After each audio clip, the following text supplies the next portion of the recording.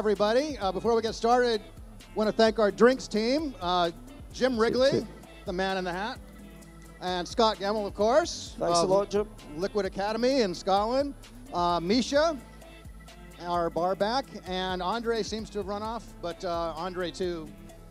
All right, so we're here to talk about what rum created. All this is going on, all these different expressions, all these different spirits from all these different regions. That was important to the 20th century for mainly one culinary movement, which was what we now call Tiki. And it's the longest drink fad of the 20th century, or possibly of any century, except for punch, which had a 200-year vogue, started in England. But Tiki started in the 1930s, started in the Depression, right after Prohibition, and it went for 40 years all the way into disco, all the way into the 70s. Unprecedented, hugely popular all that time.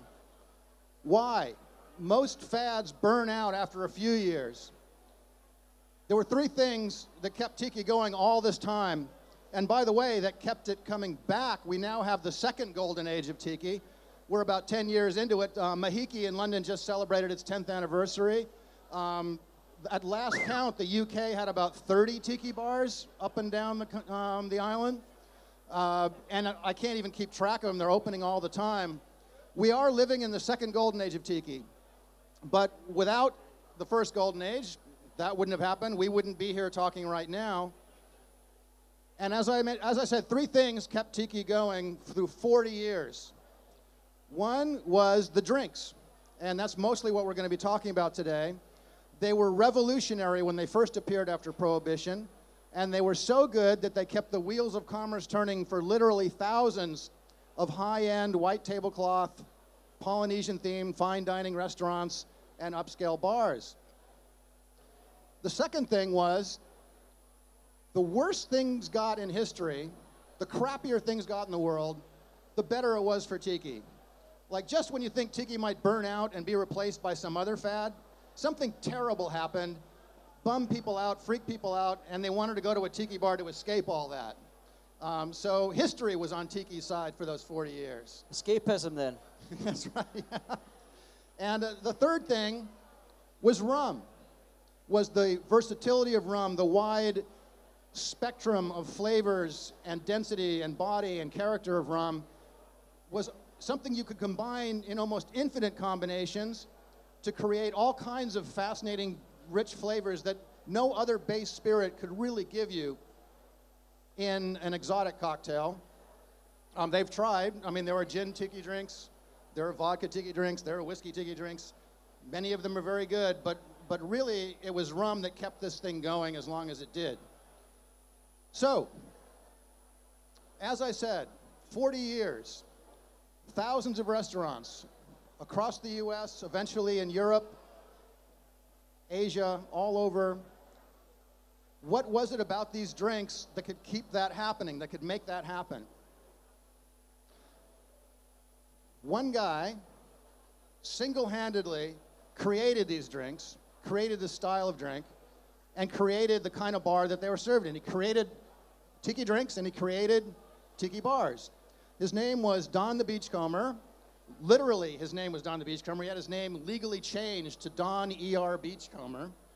But he was born Ernest Raymond Beaumont Gant in East Texas. He was the son of a New Orleans hotel owner who got tired of being in the hotel business and then went to Texas in the early, like the first decade of the 20th century, like 1903, 1904, to try his hand and see if he could strike oil as an oil wildcatter. And he did. And he became very rich. So his son, Ernest, who was born in 1907, when it was time for him to go to college, his father gave him a choice. He said, look, we've done pretty well, struck oil, literally. I'm going to give you two choices. I will pay for the college of your choice anywhere you want to go. You want to go to Yale, Princeton, Oxford, you name it. Or I'll pay for you to take a trip around the world. In either case, when you get out of college, or when the trip's over, you're on your own. I'm cutting you off. Well, Don, being like a guy after our own heart, decided that college was too much work and that he'd like to take a trip around the world. Now, what you have to remember in the 1920s was that this was not something that could be easily done unless you were a very, very rich person. Nobody traveled the world from the U.S. unless they had their own servants. Sometimes they took their own cars with them on cruise ships so that when they got to Hawaii or wherever, they'd have their own staff and their own fleet of limos and all that. It was either you were very rich and you got to travel, or you were in the Navy and you got to travel. That was basically it. But Don had a unique opportunity as a very young man, as an 18, 19-year-old guy. He had a checkbook. He could write his own ticket around the world. My God. And he did, at a time when the world was a much larger place than it is now. There was no internet, there was no television, it was just radio. Nobody really even knew what the rest of the world looked like from wherever it was they were born. These experiences must have shaped him massively in comparison to other people who maybe didn't have that insight. Yeah, he went from South America, Central America, Africa, all through Europe, all through Asia. But the one place that really hit home for him, the place that he fell in love with, was Polynesia, specifically with Tahiti and Rarotonga. That changed his life. He genuinely loved the islands, and he was literally a beachcomber. He really was a beachcomber. He lived on the beach in Tahiti, just sort of basically lived off the land, and hopped the next freighter and got off when he ran out of money. He ended up in Los Angeles in the 1930s. Broke, his father cut him off, but he'd seen quite a bit of the world, more than most people. He had that perspective, and everywhere he had gone, he tried the local drinks. When he was in Singapore, he went to Raffles Hotel and he had a Singapore Sling.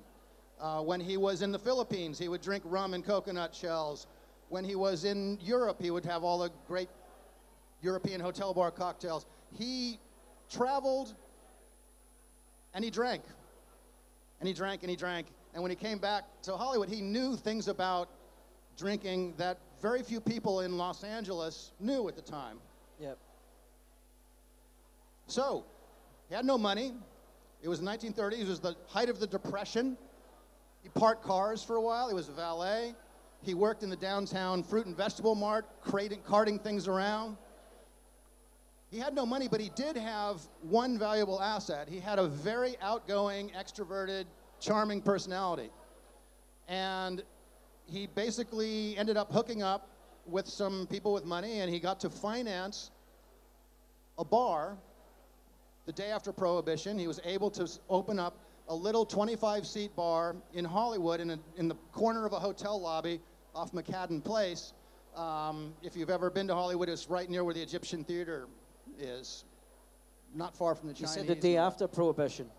Yeah, they knew that Prohibition was going to be repealed sometime in 1933. Everybody was getting ready for it. Yep. So basically, by the time the law was repealed, everybody was right there in the city offices getting their licenses. Nice. And just imagine the thirst building in people's faces. Yeah, yeah, after 12 years. Yeah, after 12 years. So after 12 years of being dry. 12 hours for me. Yeah, the U.S. was finally drinking again.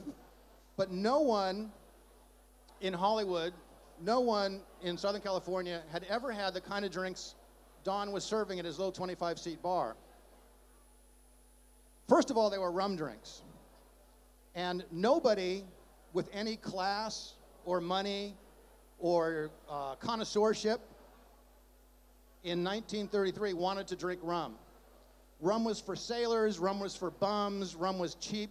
Yep. Rum was something that nobody with any class wanted to drink. If you had any class, you wanted to drink whiskey or gin, or you wanted to drink gin. Yep. And if you were a top-hatted toff, you might put the gin in a martini or the whiskey in an old-fashioned. But generally, a slug of whiskey or a gin cocktail, those were the two things that people of distinction in class wanted to drink. Why? Well, that's what they drank before Prohibition, when rum was a lower class, déclassé thing in the United States. During Prohibition, they were forced to drink rum, because if you were buying gin or whiskey during Prohibition, unless you had very good connections, you were probably buying something that had been made in somebody's bathtub or in somebody's basement, and it could literally kill you. It could paralyze you. It could put you in the hospital. So, all right, I still want to drink. How do I play it safe?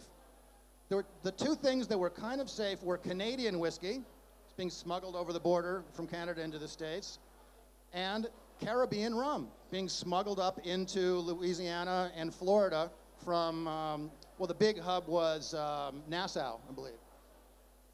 So if you had a bottle of rum, the label probably wasn't pasted on, the contents of the bottle probably were genuine, so they were forced to drink rum. And once Prohibition was over, get rid of this stuff. We don't want it. We want our gin and we want our whiskey again. Consequently, in 1934, rum was dirt cheap, cheaper than it had ever been, because the people who sold it couldn't get rid of it. The bootleggers who had stocks of it couldn't get rid of it. Nobody wanted it. It was selling for about 70 cents a quart. Good stuff, really good rum. Get it cheap. And Don was selling rum drinks, because frugality was the mother of invention. It's like, this stuff's cheap. My pour cost is going to be way lower than... It was opposite for gin and whiskey, though, wasn't it? They were, all their stocks were spent. Yeah. And a lot, you know. So yeah, if you can get a hold of good aged whiskey, you're going to pay a fortune for it. Yeah, yeah. So his base spirit wasn't costing that much money, and it was good, aged, solid stuff. Now, Don had another advantage over everybody else who had just opened up a bar and who didn't... and who wanted to serve gin and whiskey, whereas Don could serve rum. Don knew what to do with rum. No, remember, 12 years of Prohibition, any bartender with any skill had either gone to Europe, or had gone to Cuba, or had found some other way to make a living. They were soda jerks or driving trucks or something like that. Yep. Mixology was dead and buried in 1934. Not Don, though, because Don had spent most of Prohibition traveling around the world, sampling some of the best drinks in the world. And he knew his rums. He had been to the Caribbean. He knew how the Caribbeans made rum. And he also happened to be a genius. He was an incredible mixologist. To me, the best the world's ever seen. And he was creating with rum, with this cheap-based spirit, Caribbean-style drinks and turning them into these, what he called rum rhapsodies. And rum rhapsodies. Rum rhapsodies. How do you make rum attractive to rich nightclubbers? Well, first of all, you serve it in a theatrical, beautiful presentation. Mm-hmm. You have thin ice shells lining the inside of the glass. You serve it in a coconut. You serve it in a pineapple. You create a conversation piece cocktail. Every drink in Don's little bar, every separate cocktail was served in its own glass. They were all very distinctive, very visual. If they had Instagram back then, he would have been crushing that.